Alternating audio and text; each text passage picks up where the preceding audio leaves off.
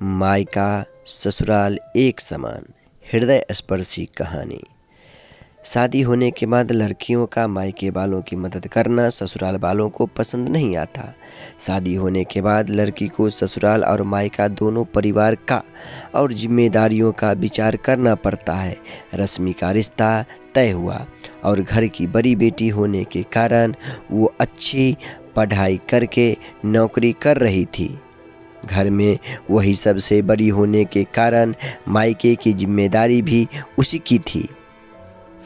भाई था उसका, लेकिन काफ़ी छोटा था अभी। उसके माँ बाप के लिए इतने बच्चों की पढ़ाई और घर चलाना मतलब आसान नहीं था। उसके पिताजी प्राइवेट जॉब करते थे और माँ भी घरों के काम करके जितना हो सके उतने काम करके अपने घर की मदद करती थी। रश्मि की शादी तय करने के वक्त आया, तभी उसके दो बहनें और भाई पढ़ाई कर रहे थे। उसकी शादी सितेश के साथ तय हुई, तभी उसने स्पष्ट बताया था कि शादी होने के बाद भी मुझे मायके की थोड़ी आर्थिक मदद करनी पड़ेगी। छोटे भाइयों की पढ़ाई होनी अभी बाकी है और पिताजी भी बहुत बीमार रहते हैं। उनका भी हॉस्पिटल और दवाइयों का खर्चा करना इतना आसान बात नहीं थी। रश्मि थी तब तक माँ पिताजी को टेंशन नहीं था। वह मन से करती थी सब कुछ, उसे पता था हालातों के बारे में। उसके भाई बहन अपने पैरों पर खड़े हो और उनकी पढ़ाई भी हो जाए तो सारी समस्याएं खत्म हो जाएगी।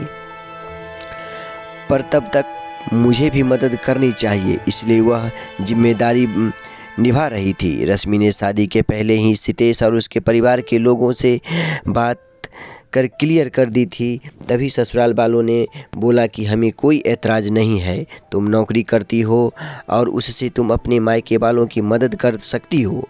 सितेश ने तो बोला कि रश्मि मैं भी तुम्हारे साथ हूँ, तुम नौकरी करके मायके वालों की मदद कर सकती हो, मेरी तरफ से भी कोई ऐतराज़ नहीं है।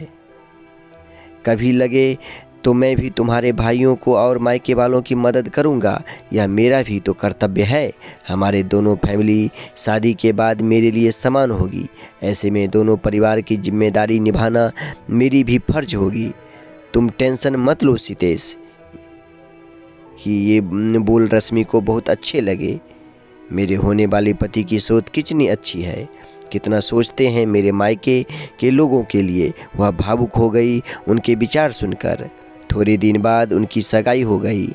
रश्मि के मायके वालों ने रश्मि की शादी सभी की उपस्थिति में की। हमारी बेटी को इतना अच्छा जीवन साथी मिला, यह देखकर रश्मि के पिताजी खुश हो गए। रश्मि ने शादी के पहले ही घर वालों को सितेश के विचार बता दिए थे। उस वजह से घर वालों को लगता था कि रश्मि सितेश के साथ सुखी संसार बसा सकती है। उसके ससुराल वाले भी अच्छे हैं। शादी होने के बाद रश्मि घर और नौकरी की जिम्मेदारी अच्छे से निभा रही थी। इतना ही नहीं, सितेश के आने वाले मेहमानों का भी आदर सम्मान अच्छे से करती थी। हर एक जिम्मेदारी वो अच्छे से निभा रही थी। ससुराल और मायका दोनों फैमिली को वह समान ही मानती थी। ससुराल के लोगों को तो उसने अपना बना लिया था, सब अच्छा चल रहा था, पर नया नया ही सब अच्छा था। बाद में उनका असली रूप सितेश और उसके घर वालों का स्वभाव रश्मि के सामने आया। वह कहावत है ना, हाथी के दांत खाने के अलग और दिखाने के अलग होते हैं, ऐसे लोग थे वह। रश्मि ससुराल वालों को भी पैसे देती थी, बचत भी करती थी, खर्च भी करती थी। उसे भी समझता था अपना ही घर है, यह उसे सभी बातों की और जिम्मेदारियों का एहसास था, इसलिए खुद पर पैसे खर्च नहीं करती थी। ससुराल और खुद का शव करके वह थोड़ी मदद अपने भाइयों के लिए करती थी। उनकी पढ़ाई चालू थी, पढ़ाई मतलब थोड़े पैसे तो चाहिए ही ना। पर यह सितेश को भी पसंद नहीं था और उसके मायके वालों को रश्मि मदद करती थी, इसलिए सितेश चिल्लाता था।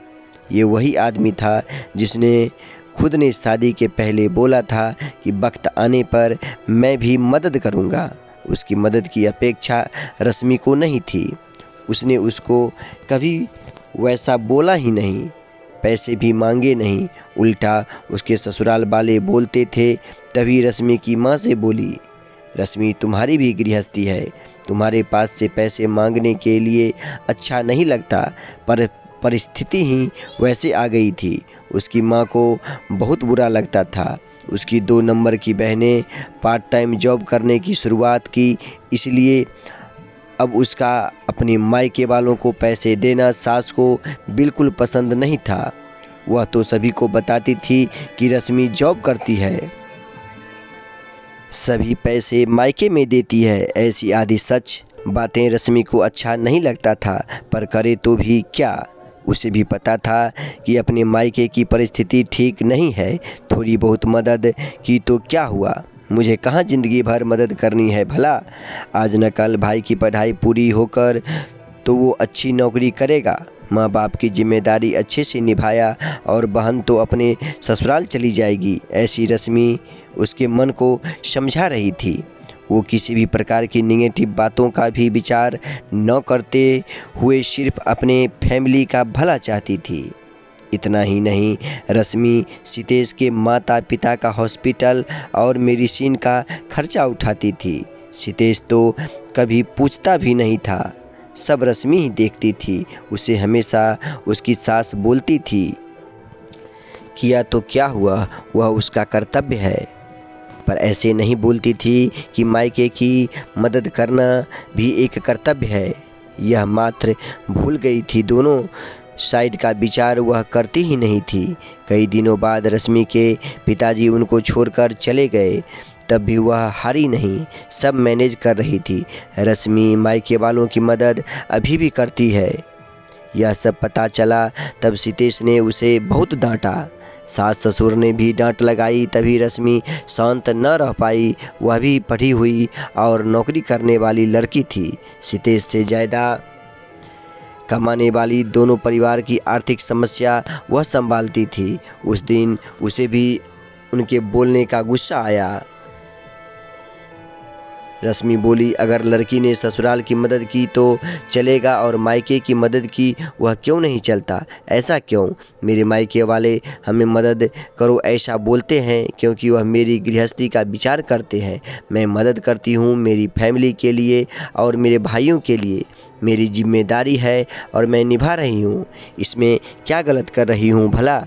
जिस माता पिता ने मुझे इतना कष्ट करके पढ़ाया बड़ा किया, आज मैं उनकी वजह से ही इतनी बड़ी पोस्ट पर हूँ, अच्छा खासा कमा रही हूँ। तो मायके में ज़रूरत होने पर थोड़े दिन मैंने आर्थिक मदद की तो क्या हुआ? और हाँ, मैं आपका भी सब करती हूँ। हमारी गृहस्थी और भविष्य इसका विचार करके बचत भी जमा कर रही हूँ। यह सब बातें रश्मि की सुनकर उसके ससुराल वाले उसे कुछ भी नहीं बोल पाए। कुछ दिनों बाद में रश्मि की सास बहुत बीमार हुई।